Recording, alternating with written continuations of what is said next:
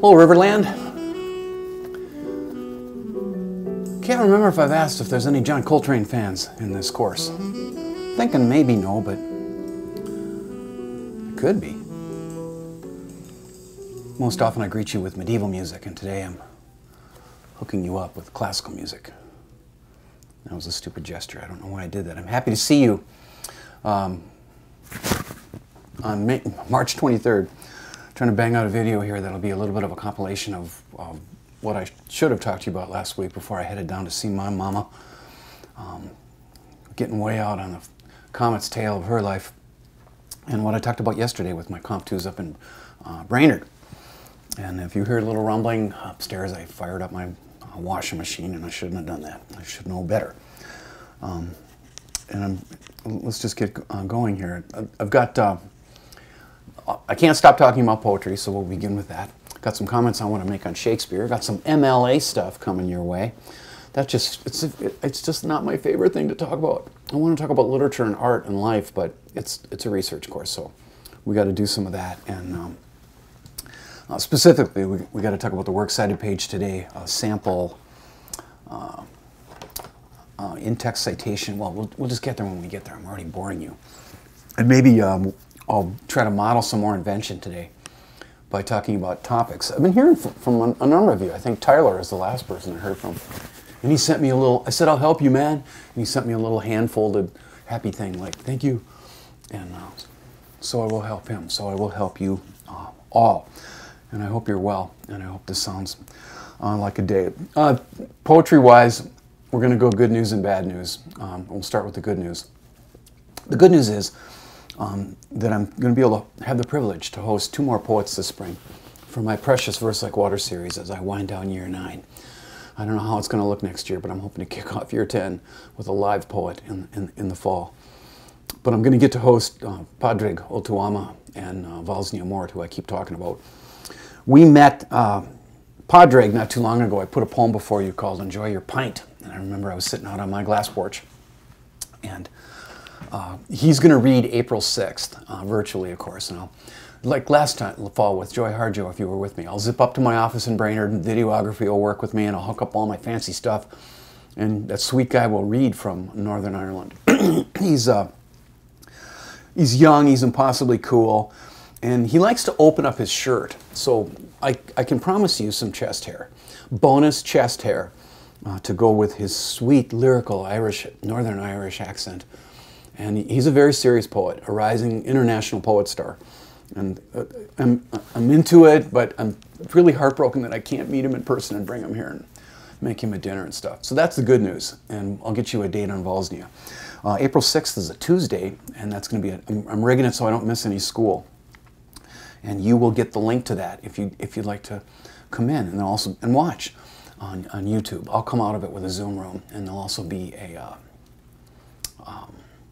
recording of it, like if you have to work or something, and you're interested in watching a little bit of it. You might be surprised how pulled in you get by this guy. He's a very famous public speaker. Bad news, that day that I showed you, I went and looked at the vid because I had to make sure that I hadn't run any of this by you, at least this semester. But that day that I put the Padraig video for you, just a minute and a half, that was the day I almost read Adam Zagajewski to you. To repeat, I had to cancel him a year ago, April. He quit answering his phone in Paris in the pandemic, and he picked it up in the middle of the winter at Christmas time. I was so excited. He told Anya Bachland at Blue Flower Arts in New York City, among other things, tell Jeff Johnson I want to read for his series. Well, I gambled a little bit. And the wager, I'm not a gambling person either. I would never buy a lottery ticket. I know I would win because I'm so lucky, and the money would destroy me. But the gamble was this. I thought, okay, I got money. I'll host Padraig, I'll host Valsnia, and then I'll get another grant, and I'll host Adam, maybe, being hopeful, live next fall. He was 75 years old. I'm sorry, it's past tense. He was 75 years old, in good health. And I wept Sunday morning when Valsnia Mort contacted me and let me know that he died in Krakow, Poland, this past Sunday. The greatest living Polish poet, and I had to go out on my front porch. I wasn't like bawling, but I wept a little. I love that man. And I did get to meet him and hang out with him at St. John's and drink green tea about 4 years ago. when he read for a poorly put together, poorly publicized poetry reading for like 40 people. And he was just so sweet and so brilliant and so humble. And that's the way it goes, you know. It's not going to happen. You can't. It's kind of hard to host them when they're dead.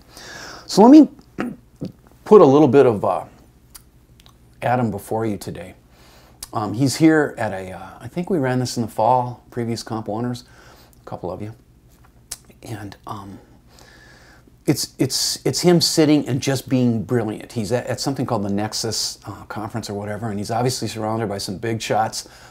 And let's let him talk for just a little bit about poetry, and then he will read the most important poem of my life, which is Try to Praise the Mutilated World. My son will read that at my funeral, hopefully on a distant day. One of them will, or maybe they both will. They could split it, half and half. And if you're not in the mood for poetry today, you can just scrub the bar and, you know, move the cursor along until you see my face again and I start talking. It would hurt my feelings if I knew that you did that. But good thing is, I would never know. So here's Adam, the late, oh, that's hard to say, the late Adam Zagajewski, my friend. You know, poetry and art, I mean, it doesn't make sense to speak separately about poetry together with arts, with music. There is kind of, as you say, a repository of some lucidity. Poetry gives us moments of lucidity. Poets are different from storytellers. We don't tell lyric poets don't tell stories. We react to moments of lucidity. A poem, a good poem, is a record of a moment of lucidity. There's no story in it. There's no lesson. There's no moral lesson. But the lucidity itself is a value, because for a moment we see better, we understand better. And this is what it means to be human, to have these moments of lucidity. So please let poets live.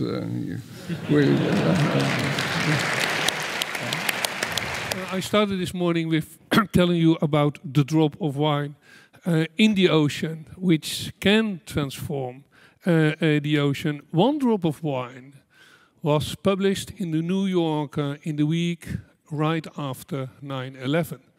And it was a poem. It was a poem by our friend Adam Zagajewski. And many New Yorkers now know this poem by heart because it was for them that drop of wine that transformed the experience. And I've asked Adam to read it for us at the end of this conference. Please, Adam. Try to praise the mutilated world. Remember June's long days and wild strawberries, drops of rosé wine, the nettles that methodically overgrow the abandoned homesteads of exiles. You must praise the mutilated world. You watched the stylish yachts and ships. One of them had a long trip before it, while salty oblivion awaited others. You've seen the refugees heading nowhere. You've heard the executioners sing joyfully. You have to praise the mutilated world.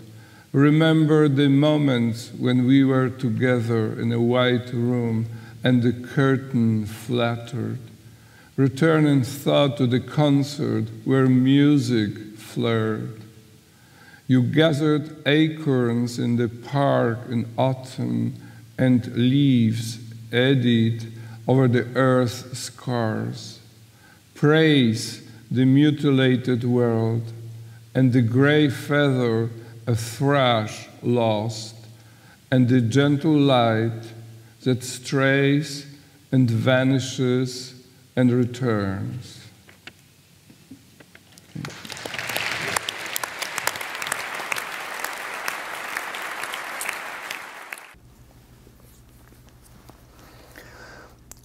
Before I get down to the boring stuff, it's stuff we gotta, it's like, you know, castor oil. You guys are too young to even know what castor oil is.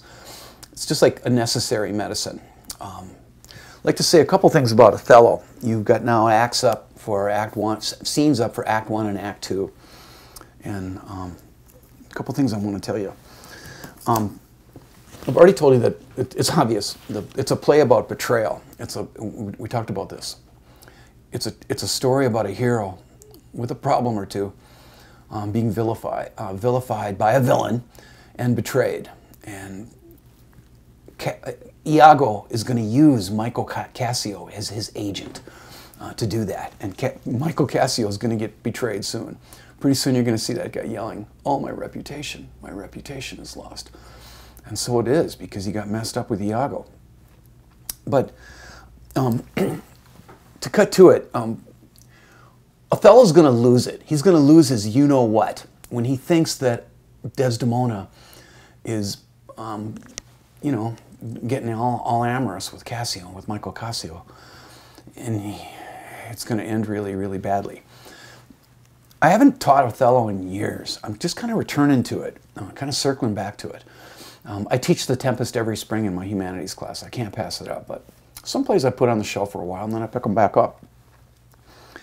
And I've seen students in the years go, "Wow, that's just completely implausible. One minute he's crazy in love with her, and the next minute he's crazy to kill her." Not that that happens or anything. Maybe she'll be okay this time out. And you can go, "Wow, that was pretty short fuse, dude." And the way I tried to explain it kind of preemptively to my Comp 2s in Brainerd yesterday was to say this. I reminded him, "Do you remember? I'm not saying Othello's immature, but there's kind of a fine line between love and hatred." And I said, "Remember when you were little? Remember when you were like 5th or 6th grade? That first crush that you had, maybe 6th or 7th grade at the latest. You could have an entire relationship in one day, like the whole thing between the bus rides. Courtship in the morning, probably have the entire relationship, possibly hold hands at noon, at recess. But by the time the end of the day, the final bell rang, you hated each other, right? Because you had the whole deal in one day." And I remember that when I was a kid, I asked Marcia Hanley, "Do you like me?" And she told me between math classes, I was in the dummy math class, she came up to me and whispered, "Yes, I like you, but don't tell anybody." Oh my gosh. I told the whole world at noon. I told all my friends, Mike Harstead, Steve Nielsen, whoa, did she hate me. Jealousy is powerful. Jealousy is a really horrible and powerful emotion. I'm not trying to taint what you're going to write about it in your journals. And I hope it never gets visited upon you. I could make a personal comment there about a doctor that made a run on my marriage 20 years ago and made me pretty nervous. Don't worry, our marriage survived it. I felt it. I felt that. The envy, the jealousy, there's a rage that can come with it. Ira furor brevis, as the Latin phrase is, a brief madness. And I suffered that and got through it, and here I am, darting about with cutting and vigor. I just look like that because I'm 61. So there's that to be said. Another thing I want to say is, when you're reading Shakespeare, it gets really tempting to concentrate only on the big characters, right? He created 70 or 80, I don't know the exact number, but a bunch. 70 or 80 major characters.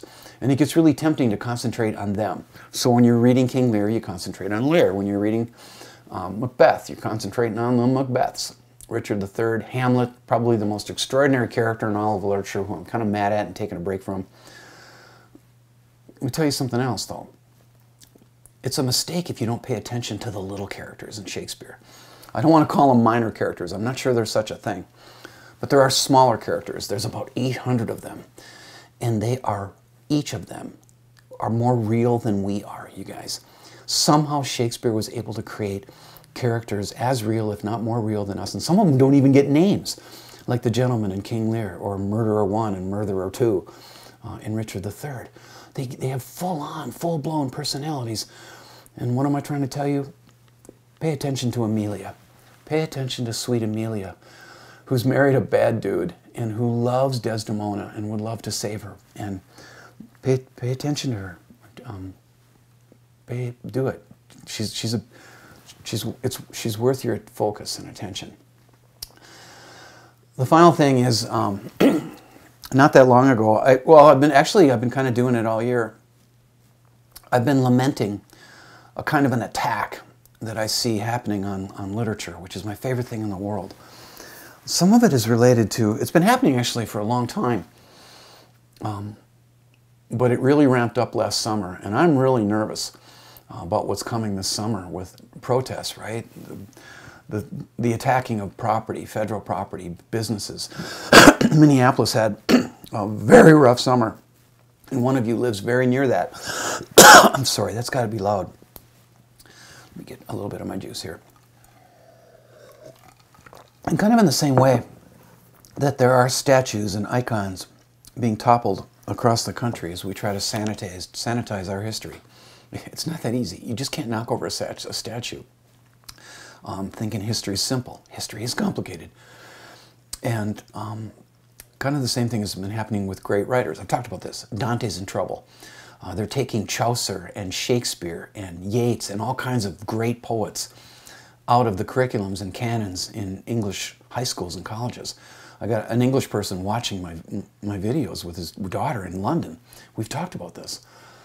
And I'm not encouraging you to go there, but if you want the proof of it, you could go to Google and just enter, disrupt the text, and then enter Shakespeare. And what you'll see is an army of high school English teachers, mainly, although college and university teachers too, pretty much letting the world know how unimportant they find Shakespeare and how much they feel that he's just got way too much privilege in the Western canon. And he's being attacked for being excessively white and being colonial. And I've been upset about it, been worried about it, and this week I've just decided, so what? Not because so what, I'm near the end of my career, or at least getting into the early evening of it. I think this is just a thing that will pass among forgotten things, and we will realize that, yes, we need new voices in literature. Of course we do, from every century, every ethnicity, from men and women. But the great works of the Western canon, I think they're going to stand.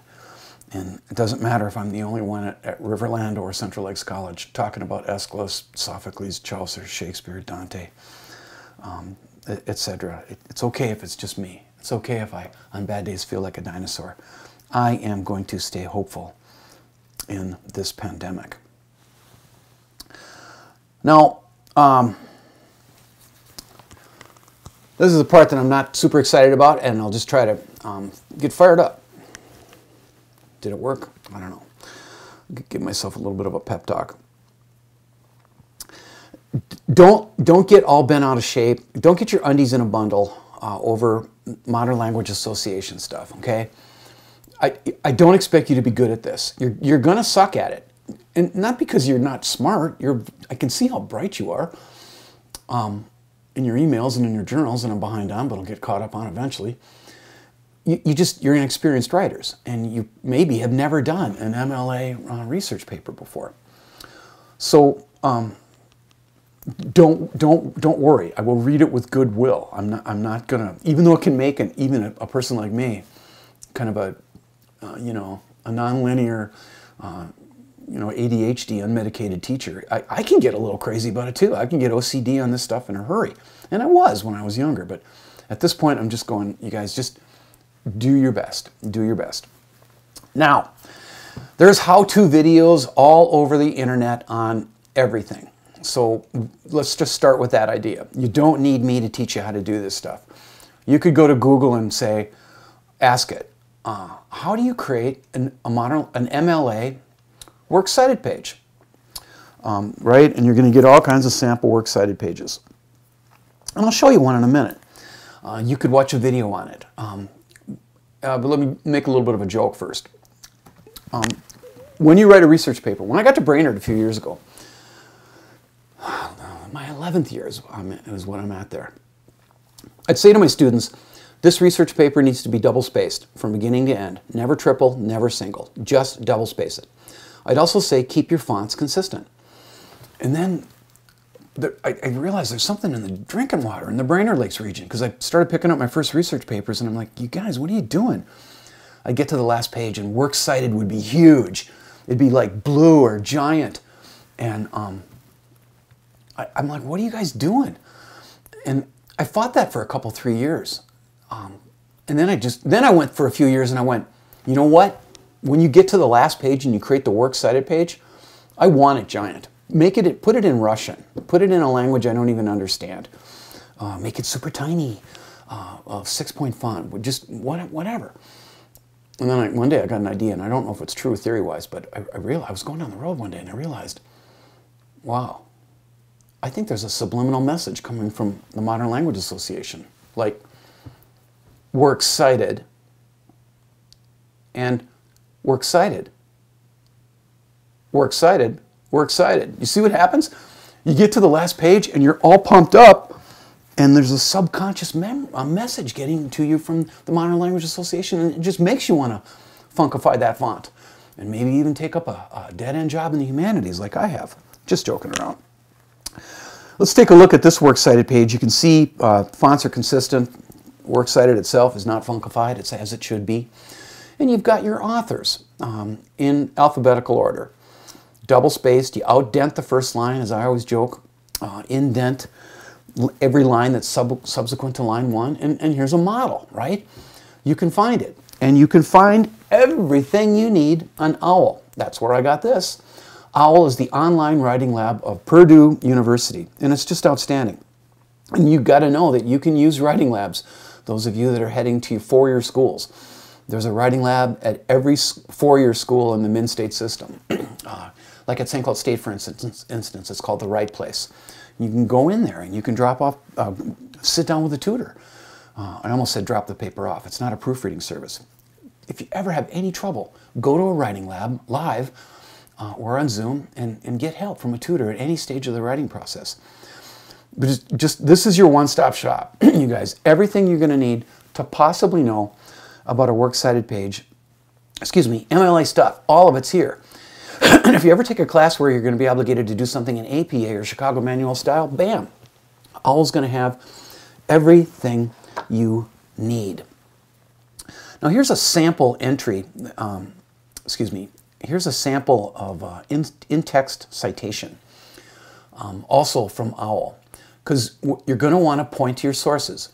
Do the Works Cited page first. Make that first. It really sucks to try to write the paper and then do it when it's all over. You want to create that list of sources, and as you're writing your paper, you just want to point to it. You want to point to that Works Cited page. You're going to think about every writer with their last name. Like if I write something, it's called the Johnson text. If Adam Wilder becomes Professor Wilder, I think we've already used him as the example, just because I've known him across more than one class. It's the Wilder text. Never rearrange the names to make them alphabetical. Just don't do that, because people fight about who gets their name on the text first because they know that they're going to be known as the source. And the second and third and the fourth writers will pass among forgotten things. It's just the way it goes. So you can get my help on this stuff, but you can also just go to OWL and poke at this thing. And you will figure out how to do it. And I'm not going to be sitting here with a magnifying glass. The standard mistakes are usual. You know, people they'll put extra spaces between the entries, but then they'll single space the entries. Why? Why would you do that? Where are you? Nowhere. About every third or fourth paper simply has a list of the authors, not in alphabetical order. Do I really care about that? No. Will I mark you down? Probably not. But it's still good to try to be professional in how you run and stuff. And that's all that I want to say about that. I almost called it crap, but I held back, didn't I? That's all I want to say about MLA stuff today, but we're not, unfortunately, done with it. Go to OWL. Go there. Go and just start poking at that in the same way that I'm asking you to poke at JSTOR. You'd be surprised how well JSTOR can help you put together a topic. I hiccup. I'll edit that out. Potential topics. Adam Wilder's really dialing in a topic down there with Julius Caesar.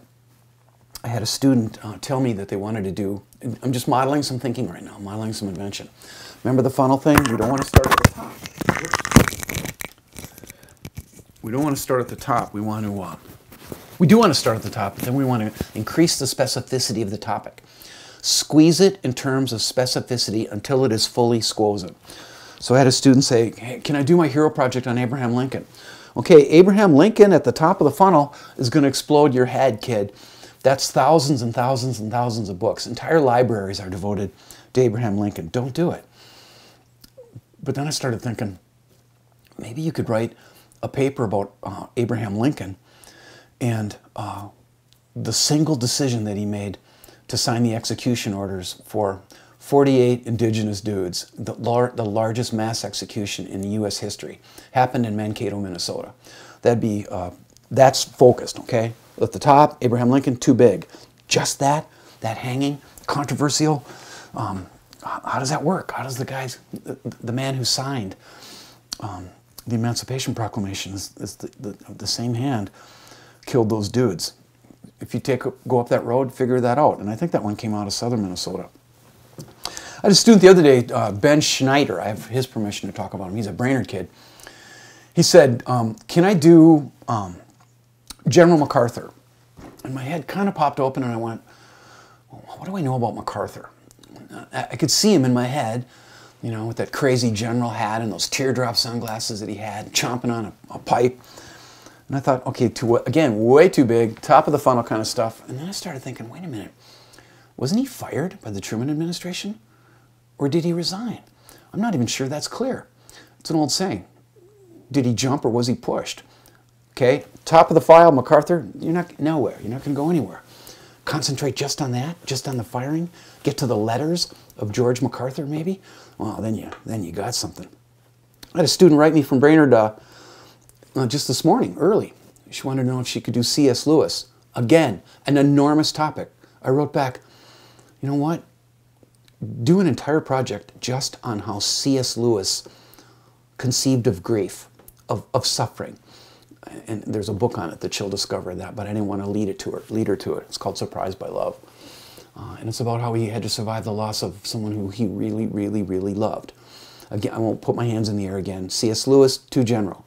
C.S. Lewis's arguments and his writing and his letters about the meaning of human suffering, which is interesting to me, that would work. I think my favorite topic so far that I've gotten to participate in helping with, I've got a student named Tristan, one of the smartest kids I'm dealing with.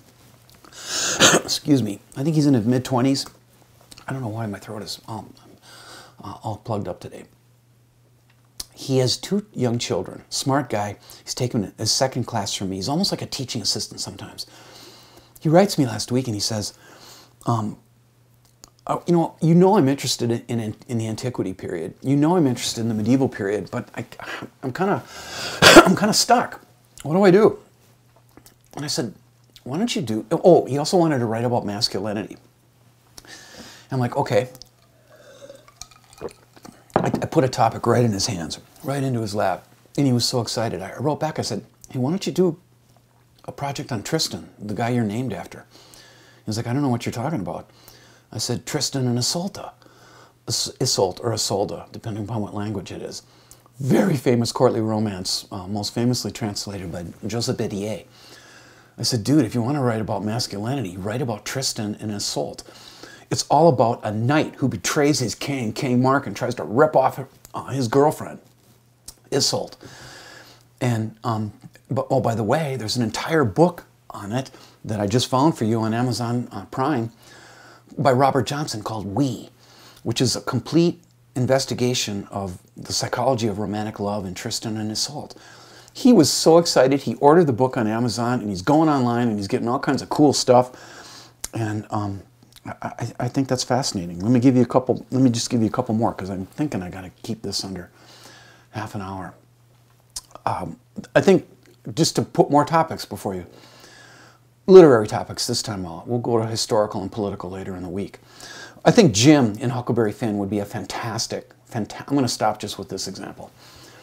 Jim would be an unbelievable topic, because Huckleberry Finn is our greatest book. It is also our most controversial novel in the history of American literature. To this minute, it is being banned, censored, set on fire, thrown down staircases by librarians and teachers who don't understand that that was a book written against racism. Okay? Twain used satire to fight racism. Jim's a very controversial figure, and you would get all kinds of takes on him if you went up that road. You're going to find people that are going to come along and go, You know what? The depiction of Jim by Mark Twain and Huckleberry Finn is completely racist. That's minstrelry, man. Look at that language. How degrading. You know, like early on when Jim is doing all that voodoo stuff. Did Disney do something horrible with that? You're going to find other people that say Jim was depicted with humanity. Jim is a hero in this book. And by the way he's speaking, that was just Twain trying to approximate Central Midlands black vernacular speech. Jim is a father. He is a husband. He's trying to get to his family. But he's heroic in that when the raft is coming down the river, there's a point where they have got to go north and curl into the Ohio River, which flows north. But the fog makes them miss that. And there's a point in the story where Jim realizes, wow, I'm not heading north at all. I'm still on the Mississippi River on a raft.